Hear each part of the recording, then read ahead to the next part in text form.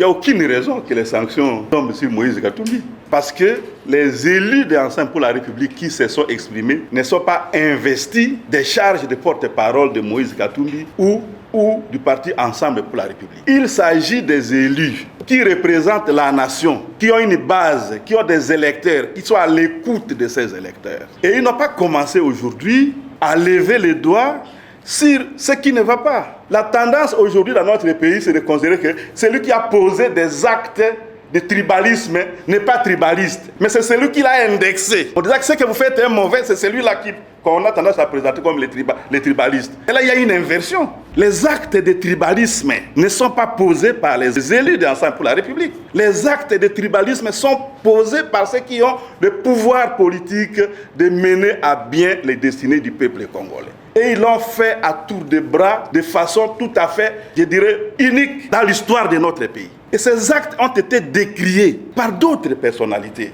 de ces pays.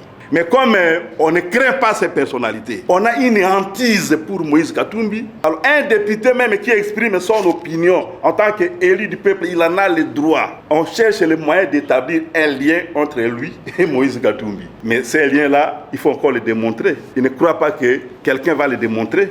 Et j'ai assisté au premier jour du procès de l'honorable Mike Moukebaye. Et aujourd'hui, il y a une surséance de ces procès. Pourquoi? Parce qu'en agissant par émotion, ceux qui sont allés l'appréhender ont marché même sur les procédures légales en notre pays. Ils sont allés les cueillir comme un bandit, ils l'ont cagoulé, ils ont agi comme des hors-la-loi.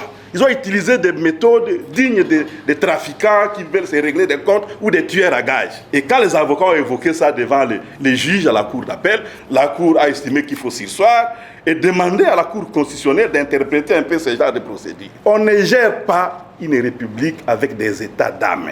La compétition électorale que nous voulons doit être une compétition saine. Chacun doit venir là-bas avec des arguments et des attitudes civilisées pour démontrer au peuple congolais qu'il peut faire mieux pour son bonheur.